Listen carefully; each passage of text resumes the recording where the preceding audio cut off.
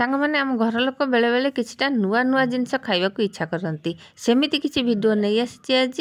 नमस्कार cook with मूर्छा channel को बहुत बहुत स्वागत। आज वीडियो रे मात्र दुईटा टिप अच्छी जमा भी बोर होबाकू पड़िबनी। प्लीज वीडियो को स्किप न करके देखंतु ताहले जाय सब गुड़ाक भल कि जानि परिबे। एठी मु जो जाई नेछि बतुरेली से हला मसूर जाई। किछटा मसूर जाई नै जिबा आमे पानी रे बतुरे देबा मात्र 2 घंटा बतुरेबा।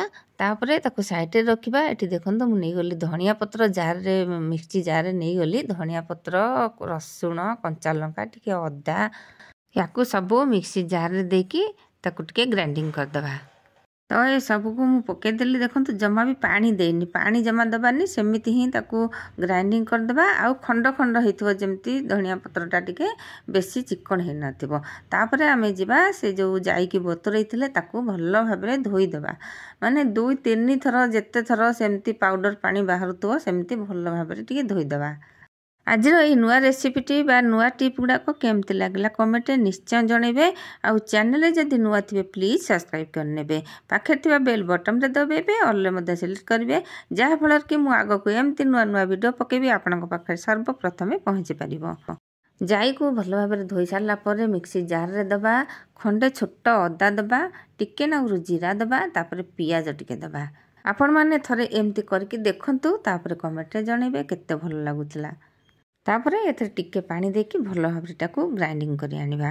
भल भाबरे पालिश करके ग्राइंडिंग करिबा। जेते बेले मु ए रेसिपीटी तैयार करके खाइली मते बहुत पसंद आसिला तो सेति पई भाबिली मु मो व्यूअर्स मान को निश्चय ए रेसिपीटी शेयर कर देबी। जदि आपन को भल लागे ताहले आपन माने निश्चय आपन को संग मान को शेयर कर देबे।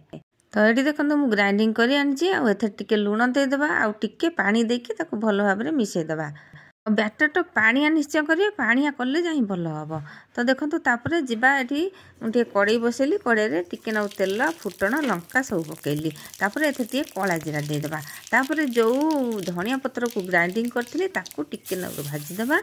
माने गोटे मिनिट एपट सेपट करबा बेसी पोड़ीबानी कि बेसी भाजीबानी। गैस रो फ्लेम को ए समय हाई करिबेनी टिके मीडियम रखिथिबे। तापरे एठी आनिबा दही दही जेते बेले हमें पके देबा तापरे गैस को बंद कर देबा। देखंतु दही मु रखिथिली टिके दही आनिके पकेली तापरे हमें कोन करबा गैस को बंद कर देकी एमिति लगातार गोलेबा।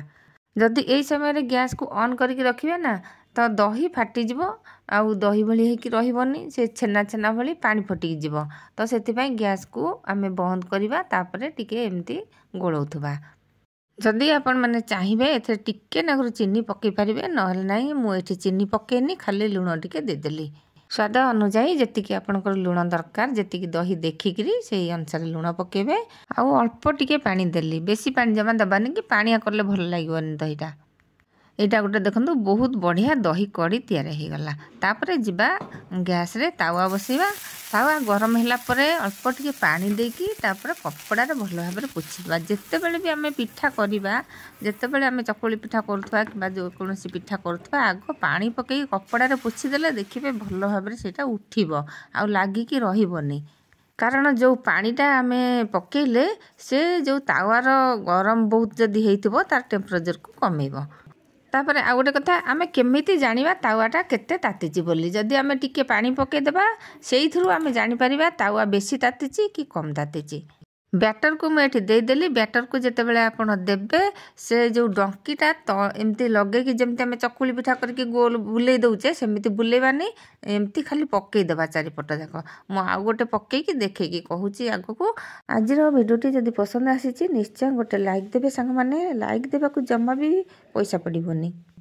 प्रथमटा एटा हे गला तो आ गोटे मु एठी करके पुनी देखौची आ एटा भलो कुडकुडिया हे जाईची। देखंतु मु पुणी सेमती पानी पके देली तावारे आ पुणी थरे सेमती कपड़ा रे पोछि देबा। जेते थर आमे दबा बैटर को सेते कपड़ा रे पोछिबा पानी टिके देकी नहले पिठाटी जेते बेले आमे पकेइबा उठिबोने जे कोनोसी पिठा आपण करंतु। तो एमिति ही डंकी रे बुले बुले कि देबे डंकी की तळे लगेइबेनी माने से जो तावारे लगेइबेनी एमती बुले बुले कि खाली पके देबे टिके टिके खाली एमती जोठी फांका फांका थिबो सेठी से टिके टिके दे देले से भलो हबो। ଆଉ ଯଦି ଏଇ ବ୍ୟାଟରଟି ବହଳିଆ କରିବା ନା ଜମା ବି ଭଲ ହେବନି। କେମିତି ଗୋଟେ ମୋଟା ମୋଟା ହେବ, ତା ଭିତରଟା ଯେମିତି ନ ହେଲା ଭଳିଆ ହେବ ସେମିତି ହେବ। ଯେତେ ଆମେ ପତଳା କରିବା ବଢ଼ିଆ ଭଲ ହେବ। ତାପରେ ଏମିତି ଦେଖ ତେଲ ବୁଲେଇ ଦେବା ଉପରେ, ତାପରେ ଆମେ ନଉଟେଇ ଦେଇକିରି ପ୍ରଥମେ ଗ୍ୟାସ୍କୁ ହାଇ କରିବା, ତାପରେ କ'ଣ କରିବା ଲୋ କରିଦେଇଥିବା। କାରଣ ପିଠାଟା ଯେମିତି ଆମକୁ କୁଡ଼କୁଡ଼ିଆ ଲାଗିବ। ଦେଖନ୍ତୁ ଏଠି ମସୁର ଜାଇରେ ପିଠାଟି କେତେ ସୁନ୍ଦର ହେଇଛି ଆଉ କେତେ ବଢ଼ିଆ ବି ଲାଗୁଥିଲା। ତା ସହିତ ଯେଉଁ ଦହି ଚଟଣିଟା ହେଇଛି ବଢ଼ିଆ ଲାଗୁଥିଲା। ତାପରେ ଆଉ ଗୋଟେ କଥା, ଏଇଟା ଇନଷ୍ଟାଣ୍ଟ ଆମେ କରିପାରିବା। ସାଙ୍ଗେ ସାଙ୍ଗେ ଯାଇ ବତୁରେଇ ଦେବା, ସାଙ୍ଗେ ସାଙ୍ଗେ ଏମିତି ତିଆରି କରିପାରିବା। ବେଳେବେଳେ ପିଲାମାନେ ଜିଦ୍ଦି କରନ୍ତି କିଛି ନୂଆ ଖାଇବାକୁ, କିଛି ଚଟପଟା ଖାଇବାକୁ। ଆଉ ଆପଣମାନେ ଯଦି ଚାହିଁବେ ଏମିତି ହିଁ ତିଆରି କରିକି ଆପଣମାନଙ୍କ ପିଲାମାନଙ୍କୁ ଟିଫିନରେ ଦେଇପାରିବେ କିମ୍ବା ସାଙ୍ଗେ ସାଙ୍ଗେ ସକାଳୁ ଜଳଖିଆ କରିକି ଦେଇପାରିବେ। ଏଠି ଖାଉଛି ପିଠାକୁ କେମିତି କୁଡ଼କୁଡ଼ିଆ ଲାଗୁଛି ଆପଣମାନେ ନିଶ୍ଚୟ ଶୁଣିପାରୁଥିବେ। ଯଦି ଆମ ଘରକୁ ସାଙ୍ଗେ ସାଙ୍ଗେ କୁଣିଆ ଆସିଲେ ଯାଇ ସାଙ୍ଗେ ସାଙ୍ଗେ ବତୁରେଇ ଦେବା, ଆଉ ସାଙ୍ଗେ ସାଙ୍ଗେ ଆମେ ୟାକୁ ବନେଇ ପାରିବା। ତ ନେକ୍ସଟ ଟିପ୍ରେ ଅଛି ସଫ୍ଟପିନ୍କୁ ନେଇ। ଏଇ ସଫ୍ଟପିନ୍ ଆମର କେତେ ବଢ଼ିଆ କାମରେ ଲାଗିପାରିବ। ଏମିତି ତ ବହୁତ କାମରେ ଲାଗିପାରିବ, ବହୁତ ବଢ଼ିଆ ବଢ଼ିଆ ଟିପ୍ ଅଛି। ତ ମୁଁ ଏଇଠି ଗୋଟେ ଜରୁରୀ କାମରେ ଲଗେଇବି ସଫ୍ଟପିନ୍କୁ। ଘରେ ତ ଆମର ସବୁବେଳେ ଆମେ ଲେଡ଼ିଜ୍ ମାନେ ସଫ୍ଟପିନ୍ ରଖିଥାଉ। ତ ମୁଁ ଏଠି ଗୋଟେ ଡଙ୍କିରେ ଟିକେ ତେଲ ପକାଉଛି, ସୋରିଷ ତେଲ ପକାଉଛି। ତ ଯଦି ଜଡ଼ା ତେଲ ଥିବ ଆହୁରି ବି ବଢ଼ିଆ ହେବ। ଜଡ଼ା ତେଲ କିମ୍ବା ସୋରିଷ ତେଲ ନେବେ। ତାପରେ ଏଇ ସଫ୍ଟପିନ୍କୁ ଆମେ ସେଇ ତେଲରେ ପକାଇବା। ଯେତେବେଳେ ଗରମ ହେଇଯିବ ତେଲଟି, ଆମେ ଗ୍ୟାସ୍କୁ ବନ୍ଦ କରିଦେବା, ପଦାକୁ ବାହାର କରିଦେବା। ଦେଖନ୍ତୁ ମୁଁ ଥାଳିଆକୁ ଓଜାଡ଼ି ଦେଲି। ଆଉ ଏଇଟା ଆମେ ବହୁତ ହି ବଢ଼ିଆ କାମରେ ଲଗାଇବା। ଆମ ଲେଡ଼ିଜ୍ ମାନେ ସବୁବେଳେ କାମ କରିକି ଆମ ଆଙ୍ଗୁଠି ଗୁଡ଼ାକ ସବୁ ଦର୍ଜ ହେଇଥାଏ, କଣ ନଖା ହୁଏ କିମ୍ବା ଏଇ ନଖ କଣ ଗୁଡ଼ାକ ପରାସ ହେଇଥାଏ।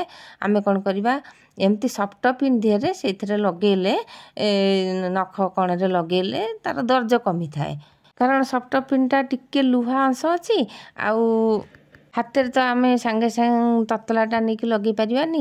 ସଫ୍ଟପିନ୍ଟା ଟିକେ ଉଷୁମ ଥିବ, ଆମେ ଲଗେଇଦେବା ଯେମିତି ପୁରା କଣ ଦିହରେ ଲାଗିପାରିବ। ନଖ କଣ ଦିହରେ ପୁରା ଲାଗିପାରିବ ସଫ୍ଟପିନ୍ଟା।